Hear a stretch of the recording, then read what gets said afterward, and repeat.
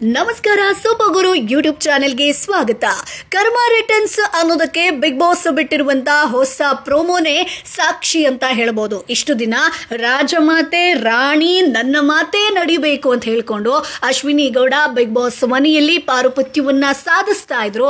ಆದ್ರೆ ಇದೀಗ wild card entry ಆಗಿ ಬಂದಿರುವಂತಹ ವೈಲ್ಡ್ ಸ್ಪರ್ಧಿಗಳು ಎಲ್ಲ ಒಂದು ಹಠ ಆಗಿರ್ಬೋದು ಅಥವಾ ಎಲ್ಲವನ್ನ ಕಡೆಗಣಿಸಿದ್ದಾರೆ, ಕೆಳಗಿಳಿಸಿದ್ದಾರೆ ಅಂತಾನೆ ಹೇಳ್ಬೋದು. ಯಾಕಂತಂದ್ರೆ ಕ್ಯಾಪ್ಟನ್ ಆಗೋದಕ್ಕೆ ಯಾರು ಲಾಯಕ್ಕಿಲ್ಲ ಅನ್ನುವಂತ ವಿಚಾರವನ್ನ ವೈಲ್ಡ್ ಕಾರ್ಡ್ ಸ್ಪರ್ಧಿಗಳು ಡಿಸೈಡ್ ಮಾಡಬೇಕಾಗತ್ತೆ. ಇದರಲ್ಲಿ ಎಲ್ಲರೂ ಕೂಡ ಅಶ್ವಿನಿ ಗೌಡ ಅವರ ಹೆಸರನ್ನ ತಗೋತಾರೆ. ರಘು ಆಗಿರ್ಬೋದು, ರಿಷಾ ಆಗಿರ್ಬೋದು. ಸೊ ಈಕೆಗೆ ಕ್ಯಾಪ್ಟನ್ಸಿ ಕೊಟ್ರೆ ಎಲ್ಲೋ ಒಂದು ಕಡೆ ನಾನೇ ಅನ್ನುವಂಥದ್ದು ಬರುತ್ತೆ ಅನ್ನುವಂಥದ್ದು ಅದನ್ನ ಇಷ್ಟು ದಿನಗಳ ಕಾಲ ಅಶ್ವಿನಿ ಗೌಡ ಅವರು ಮಾಡ್ಕೊಂಡು ಬಂದಿದ್ದಾರೆ. ಎಲ್ಲೋ ಒಂದು ಕಡೆ ಅದಕ್ಕೆ ಜಾಹ್ನವಿ ಅವರು ಕೂಡ ಸಾಥ್ ಕೊಟ್ರು. ಸೊ ನಿನ್ನೆ ಮೊನ್ನೆ ಜಾಹ್ನವಿ ಅವರು ಕಣ್ಣೀರನ್ನ ಹಾಕಿದ್ರು. ಇದೇ ಕರ್ಮ ರಿಟರ್ನ್ಸ್ ಅಂತ ಸಾಕಷ್ಟು ಜನ ವೀಕ್ಷಕರು ಕಮೆಂಟ್ ಕೂಡ ಮಾಡಿದ್ರು. ಅಶ್ವಿನಿ ಗೌಡ ಅವ್ರಿಗೂ ಕೂಡ ಕಾಲ ಬರುತ್ತೆ, ಕರ್ಮ ರಿಟರ್ನ್ ಆಗುತ್ತೆ ಅನ್ನುವಂಥದ್ದನ್ನ ಹೇಳ್ತಾ ಇದ್ರು. ಯಾಕಂತಂದ್ರೆ ಲಾಸ್ಟ್ ವಾರದಲ್ಲಿ ಚಿಕ್ಕ ಹುಡುಗಿ ರಕ್ಷಿತಾ ಅವರನ್ನ ಯಾವ ರೀತಿಯಾಗಿ ಕಣ್ಣೀರನ್ನ ಹಾಕ್ಸಿದ್ರು ಅನ್ನೋದು ಬಹುಶಃ ನಿಮ್ಗೆಲ್ರಿಗೂ ಕೂಡ ಗೊತ್ತು. ಕಿಚ್ಚನ ಮಾತಿನಲ್ಲೂ ಕೂಡ ಇವರಿಬ್ರು ಕೂಡ ಸೀರಿಯಸ್ ಆದಂತೆ ಕಾಣಲಿಲ್ಲ. ಮಂಜು ಭಾಷಿಣಿ ಅವರು ಕೂಡ ಕಿಚ್ಚನ ಪಂಚಾಯಿತಿಯಲ್ಲಿ ಡೈರೆಕ್ಟ್ ಆಗಿ ಹೇಳ್ತಾರೆ, ಸರ್ ಇವರಿಗೆ 1% ಕೂಡ ಪಶ್ಚಾತ್ತಾಪ ಆಗಿದೆ ಅನ್ನುವಂಥದ್ದು ಗೊತ್ತಾಗ್ತಾ ಇಲ್ಲ, ಆಕೆಯ ಕಣ್ಣಲ್ಲಿ ಅದು ಗೊತ್ತಾಗ್ತಾ ಇಲ್ಲ ಅಂತ ಹೇಳ್ಕೊಂಡು ಸುಮ್ಮನೆ ಎಲ್ಲೋ ಒಂದು ಕಡೆ ನಾನು ಒಳ್ಳೆಯವಳಾಗಬೇಕು ಅಂತ ಹೇಳ್ಕೊಂಡು ಅಶ್ವಿನಿ ಗೌಡ ಸಾರಿಯನ್ನ ಕೇಳಿದ್ರು. ಅದಾದ್ಮೇಲೆ ಮತ್ತೆ ಅದೇ ಅಹಂಕಾರದ ಮಾತುಗಳು ಬಿಗ್ ಬಾಸ್ ಮನೆಯಲ್ಲಿ ಕೇಳಿ ಬರ್ತಾ ಇತ್ತು. ರಘು ಅವ್ರ ಎಂಟ್ರಿ ಕೊಟ್ಟಂತ ಸಂದರ್ಭದಲ್ಲೂ ಕೂಡ ಸುಮ್ಮನೆ ನಾನು ಜಗಳ ಮಾಡಬೇಕು ಅನ್ನೋದನ್ನ ಅಲ್ಲೇ ಪ್ರೂವ್ ಮಾಡಿಬಿಟ್ರು. ಆದ್ರೆ ಇತರ ಸ್ಪರ್ಧಿಗಳಂತೆ ರಘು ರಿಯಾಕ್ಟ್ ಮಾಡಿಲ್ಲ. ಸೊ ರಘು ತನ್ನದೇ ಆದಂತಹ ರೀತಿಯಲ್ಲಿ ರಿಯಾಕ್ಟ್ ಮಾಡಿದ್ರು, ಅಶ್ವಿನಿ ಗೌಡ ಸೈಲೆಂಟ್ ಆದ್ರು. ಸೊ ಇದನ್ನೇ ಬಿಗ್ ಬಾಸ್ ಮನೆಯಲ್ಲಿ ಮೊದಲ ವಾರದಲ್ಲೇ ಸ್ಪರ್ಧಿಗಳು ಉಳಿದ ಕಂಟೆಸ್ಟೆಂಟ್ಗಳು ಮಾಡಿದ್ರೆ ಅಶ್ವಿನಿ ಗೌಡ ಅವರ ಅಹಂಕಾರ ಇಲ್ಲಿ ತನಕ ಬರ್ತಿರ್ಲಿಲ್ಲ ಅನ್ನುವಂಥದ್ದು ವೀಕ್ಷಕರ ಅಭಿಪ್ರಾಯ. ಸೊ ಇದಕ್ಕೆ ವೈಲ್ಡ್ ಕಾರ್ಡ್ ಸ್ಪರ್ಧಿಗಳೇ ಬರಬೇಕಾಯ್ತು ಅನ್ನುವಂತ ಕಮೆಂಟ್ ಗಳನ್ನ ಕೂಡ ನಾವು ಬಿಗ್ ಬಾಸ್ ಬಿಟ್ಟಂತಹ ಪ್ರೋಮೋದಲ್ಲಿ ನೋಡಬಹುದು. ಯಾಕಂತಂದ್ರೆ ರಾಜಮಾತೆ ಆಗಿರ್ಬೋದು, ರಾಣಿ ಅನ್ನುವಂತ ಪಟ್ಟವನ್ನ ಆಕೆ ಕೊಟ್ಟಂತ ಸಂದರ್ಭದಲ್ಲಿ ಬೇರೆಯವರು ಅದನ್ನ ಅಪೋಸ್ ಮಾಡಿದ್ರೆ ಇಲ್ಲಿ ತನಕ ಆಕೆ ಬರ್ತಾ ಇರ್ಲಿಲ್ಲ. ಸೊ ಜೋಕ್ ಅಂತ ಹೇಳ್ಕೊಂಡು ರಕ್ಷಿತಾ ಅವರನ್ನ ತುಂಬಾ ಟಾರ್ಗೆಟ್ ಮಾಡಿದ್ರು, ಇಮೋಷನಲಿ ಬ್ರೇಕ್ ಡೌನ್ ಮಾಡಿದ್ರು. ಆದ್ರೆ ಇದೀಗ ಅದೇ ಮನೆಯಲ್ಲಿ ಅಶ್ವಿನಿ ಗೌಡ ಕಣ್ಣೀರನ್ನ ಹಾಕ್ತಾ ಇದಾರೆ.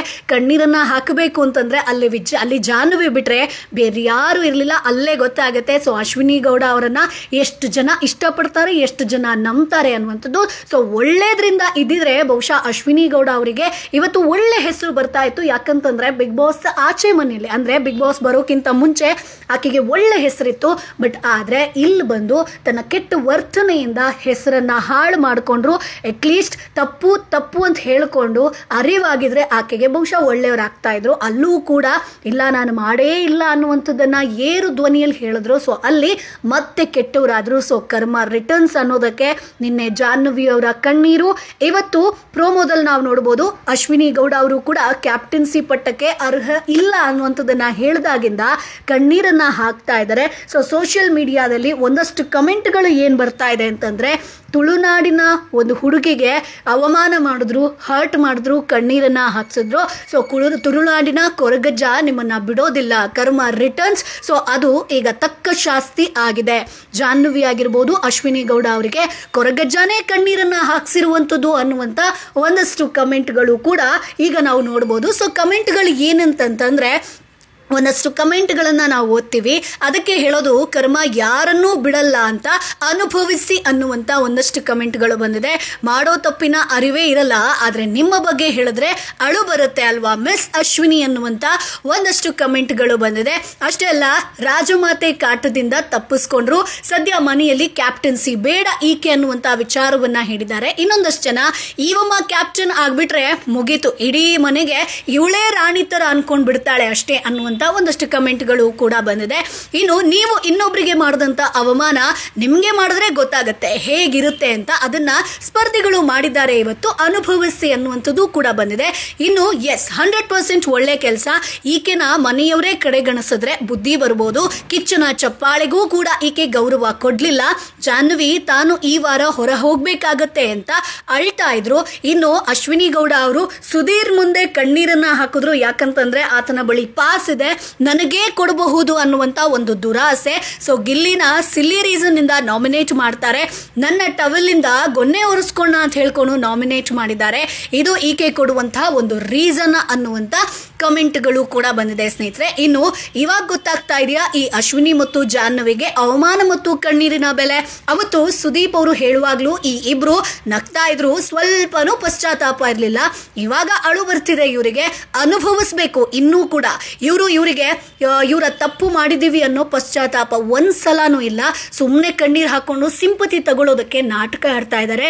ಈ ವಾರ ಈ ಇಬ್ಬರಲ್ಲಿ ಒಬ್ರು ಎಲಿಮಿನೇಟ್ ಆಗಬೇಕಿತ್ತು, ಆದ್ರೆ ಈ ವಾರ ಎಲಿಮಿನೇಷನ್ ಇಲ್ಲ ಅನ್ನುವಂಥದ್ದನ್ನ ಹೇಳಿದ್ದಾರೆ. ಅಂದ್ರೆ ವೋಟಿಂಗ್ ಲೈನ್ಸ್ ಕ್ಲೋಸ್ ಆಗಿದೆ ಅನ್ನುವಂಥ ವಿಚಾರವನ್ನ ಹೇಳಿದ್ದಾರೆ. ಸೊ ಒಟ್ಟಾರೆಯಾಗಿ ಕರ್ಮ ರಿಟರ್ನ್ಸ್ ಅನ್ನೋದು ಈಗ ಇಬ್ಬರ ವಿಚಾರದಲ್ಲೂ ಕೂಡ ಪ್ರೂವ್ ಆಗಿದೆ.